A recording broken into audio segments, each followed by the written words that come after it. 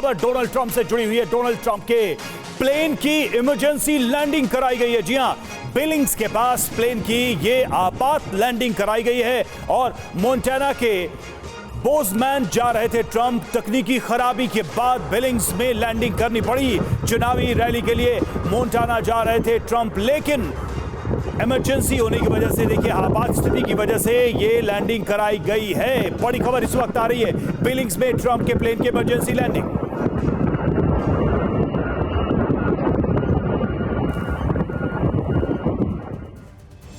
तो ब्राजील में बड़ा विमान हादसा हुआ है। चंद सेकंड्स में क्रैश हुआ ब्राजील का विमान। विमान में सवार सभी यात्रियों की मौत हो गई। तो ये दुखद खबर सामने आई है ब्राजील से। ये देखिए कैसे एक विमान जो कि हवा में ही क्रैश हो गया।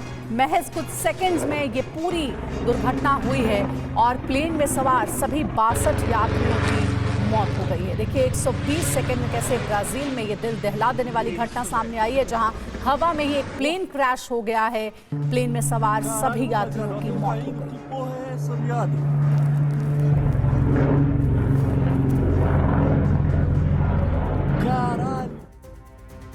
और विमान क्रैश होने के बाद जोरदार धमाका हुआ। हादसे के बाद उठा आग और धुएं का गुबार। पूरे इलाके में अफरा तफरी मच गई। इस दुर्घटना के बाद से प्लेन क्रैश होता है, प्लेन के टुकड़े टुकड़े हो जाते हैं, आग लग जाती है और उसके बाद देखिए आसपास के जो लोग हैं उनमें हड़कंप मच जाता है। किसी ने उम्मीद नहीं की थी रिहायशी इलाके में इस तरह से यह दुर्घटना होगी। रिहायशी इलाके में यह प्लेन गिरा है साओ पाउलो में ब्राजील के, और सिर्फ 120 सेकंड में 62 लोगों ने अपनी जान गंवा दी। ये तस्वीर हम आपको दिखा रहे हैं जब प्लेन क्रैश हुआ और उसके बाद जिस जगह पर यह प्लेन क्रैश हुआ उसकी भी तस्वीर आप देख पा रहे हैं।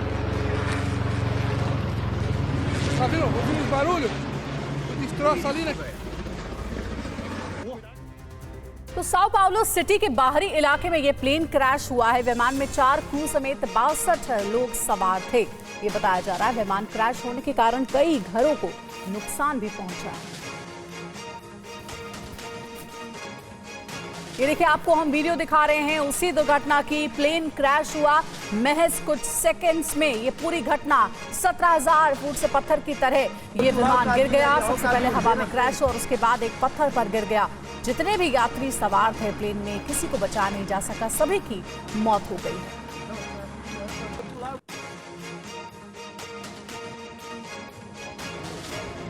खबर लेबनान से है। अब अगली खबर वॉर फ्रंट से, जहां एक बार फिर से इजरायल ने कहर बरपाया है और लेबनान में मारा गया हमास का कमांडर समर महमूद अल हज, और दक्षिणी लेबनान के सिडोन में यह मारा गया है। आईडीएफ और सिनबेट के ऑपरेशन में यह मारा गया है।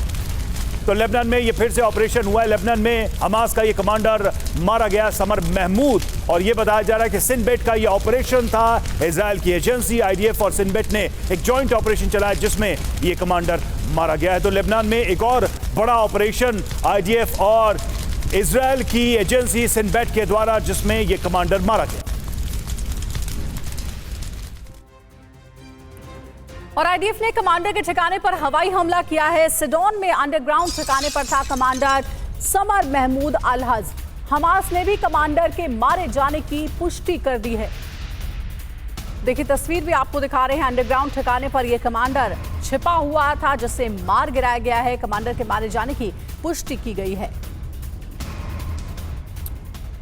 और खबर है ईरान से। इजरायल पर अटैक से पहले ईरान ने खुद की सुरक्षा मजबूत की और पहली बार एंटी शिप बैलिस्टिक मिसाइल तैनात किया है। जी हां, बैलिस्टिक मिसाइल की रेंज 1500 किलोमीटर है और 2654 नए हथियार भी ईरानी सेना में शामिल किए गए हैं। तो अपनी सुरक्षा को और पुख्ता करते हुए आने वाले समय में जो हमला हो सकता है उसको देखते हुए एंटी शिप बैलिस्टिक मिसाइलों को तैनात किया गया। 1500 किलोमीटर तक रेंज इसकी बताई जा रही है। इसके अलावा 2654 नए हथियार भी ईरानी सेना में सम्मिलित किए गए हैं।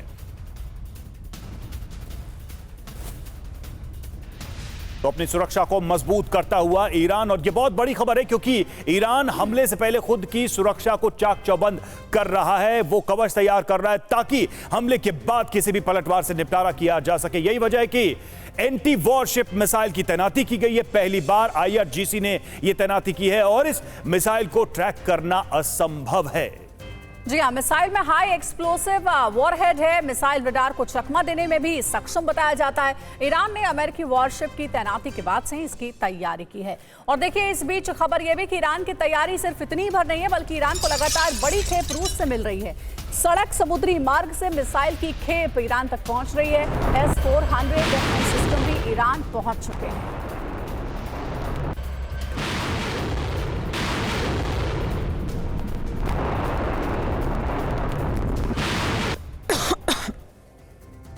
ईरान की इतनी बड़ी तैयारी की वजह भी जान लीजिए। क्या कारण है कि ईरान ने एकाएक अपने सुरक्षा कवच को अभेद बनाने की शुरुआत कर दी है। अमेरिका ब्रिटेन की तैयारी है। जी हां, अरब में जंग ये विध्वंसकारी साबित हो सकती है और इन सबको देखते हुए ईरान ने यह तैयारी की है। भूमध्य सागर में अमेरिका ब्रिटेन के जंगी बेड़े मौजूद हैं।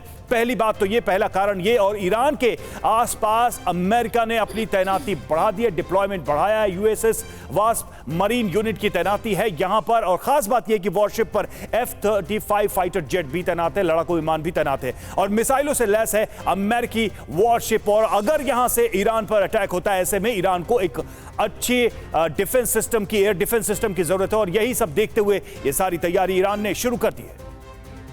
और अब खबर है यूक्रेन वॉर फ्रंट से। रूस के कुर्स्क में यूक्रेन का बड़ा अटैक हुआ है। यूक्रेन ने रूस की 2 डिफेंस लाइन को तोड़ दिया।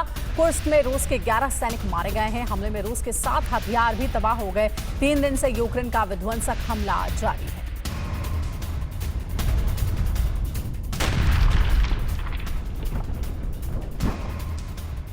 तो रूस के 7 शहरों पर यूक्रेन का ड्रोन से हमला। यूक्रेन ने 3 रूसी एयरबेस को निशाना बनाया है। बेलगोरोड और क्रीमिया में कई ड्रोन धमाके हुए हैं, कई हमले हुए हैं ड्रोन के माध्यम से।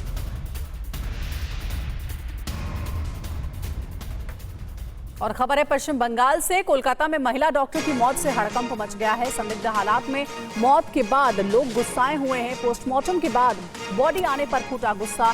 लोगों ने सरकार के खिलाफ जमकर नारेबाजी की है।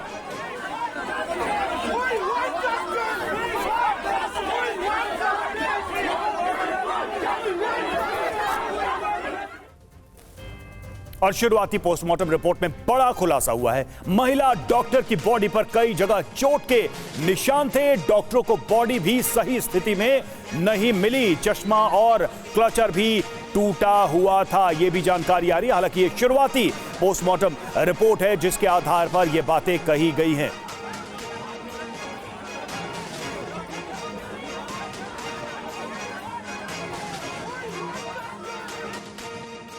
तो आपको बता रहे हैं कि शुरुआती पोस्टमार्टम रिपोर्ट में क्या क्या हुआ है। पहली बात तो यह कि चोट के निशान की बात कही गई है। महिला डॉक्टर की बॉडी पर, उसके शरीर पर कई जगह चोट के निशान थे।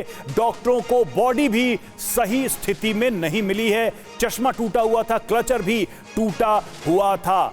तो ये सारी बातें आई हैं शुरुआती पोस्टमार्टम रिपोर्ट में। डिटेल रिपोर्ट अभी आनी बाकी, जिसके बाद ये स्पष्ट हो जाएगा कि हत्या की असल वजह क्या है या फिर ये एक स्वाभाविक मौत थी, क्योंकि आरोप ये लग रहे हैं कि ये मामला संदिग्ध है और पोस्टमार्टम रिपोर्ट आने के बाद स्थिति और स्पष्ट हो पाएगी। इस पूरे मामले में जो प्रतिक्रियाएं आई हैं, एक बार वो भी सुन लेते हैं। लोगों का क्या कहना है, क्या रिएक्शन। যদি সবকিছুই ক্রাইটেরিয়া মেলে তাহলে চোরের মতো পালাতে হয় কেন মৃতদেহ নিয়ে? কি লোকানোর চেষ্টা করছেন, কি হাইড করতে চান? আমরা বলছি, আমরা এই ছাত্রদের পক্ষে এসেছি। আমরা এখানে যে ছাত্রী এখানে নিগৃহীত হয়েছে, আমরা চাই সুষ্ঠু তদন্ত, ধামা চাপা চলবে না। তার শাস্তি চাই, তার জন্য দৃষ্টান্তমূলক শাস্তি চাই। তাকে যেন এমন শাস্তি যেন আরো 5টা এই কাজ করতে গেলে ভয় পায়, তারা যেন ভয় পায়। এরকম ঘটনা না ঘটে, কোনো মেয়েদের সাথে যেন এরকম ঘটনা না ঘটে, দৃষ্টান্তমূলক শাস্তি চাই আমরা। और वहीं महिला डॉक्टर की संदिग्ध मौत पर सियासत भी तेज हो गई है। बीजेपी नेता शुभेंदु अधिकारी ने मौत को मर्डर बताया है। शुभेंदु अधिकारी ने सीबीआई जांच की भी मांग की है। केंद्रीय मंत्री गिरिराज सिंह ने भी रेप के बाद हत्या का आरोप लगाया है। बंगाल सरकार से हत्यारों को फांसी देने की मांग की गई है।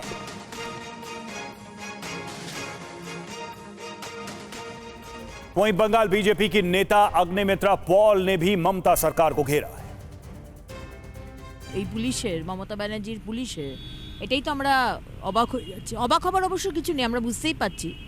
কারণ সন্ধ্যাবেলায় পোস্টমর্টম করা অ্যালাউড নয়। তারা পোস্টমর্টম করেছে প্রায় 6:30 নাগাদ। কি করে করলো? এবং আজকে বাবা মার সই করিয়ে নিয়েছে কোনো কাগজে, এটা আমরা শুনলাম। और वहीं बंगाल में इस घटना पर राजनीति तेज हो गई है। दरअसल कोलकाता के आरजी कर अस्पताल में एक महिला डॉक्टर का शव मिलने के बाद अफवाहें चरम पर हैं। शुक्रवार सुबह की घटना है। 11:30 बजे डॉक्टर का शव सेमिनार हॉल से बरामद किया गया। चेस्ट मेडिसिन विभाग में पीजीटी महिला डॉक्टर अस्पताल में ड्यूटी पर थी। अब उसकी मौत पर काफी सवाल उठ रहे हैं क्योंकि मौत बेहद संदिग्ध हालात में हुई है।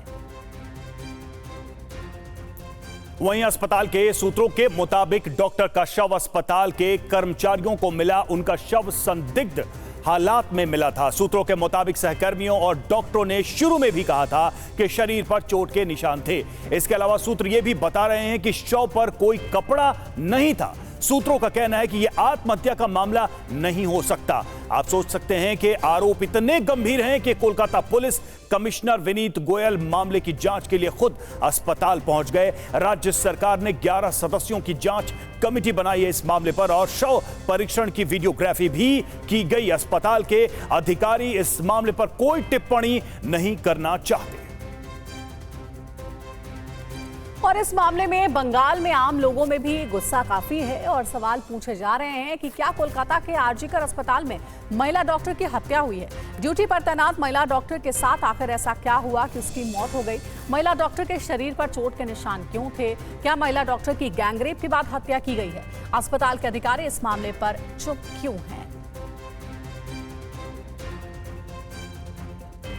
और अब एक ऐसी खबर है जो रूह को झकझोर देने वाली है। उत्तर प्रदेश के बरेली में बीते 14 महीने के दौरान 10 महिलाओं की हत्या करने वाले सीरियल किलर को गिरफ्तार कर लिया गया है। पुलिस को बीते कई महीने से इस आरोपी की तलाश थी। इस साइको किलर में महिलाओं के प्रति इस कदर नफरत थी कि इसने एक नहीं, दो नहीं बल्कि पूरे 10 महिलाओं को मौत के घाट उतार दिया।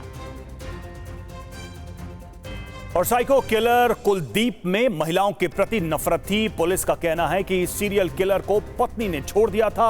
कुलदीप की सौतेली मां उसे और उसकी मां को परेशान करती थी, तभी से वो महिलाओं से नफरत करने लगा। वो महिलाओं से पहले दुष्कर्म की कोशिश करता था, विरोध करने पर उनकी हत्या कर देता था। एक के बाद एक इस वारदात से बरेली जिले में हड़कंप मचा हुआ था। सभी मर्डर 25 किलोमीटर के एरिया में हुए हैं और सभी कत्ल का पैटर्न एक जैसा था।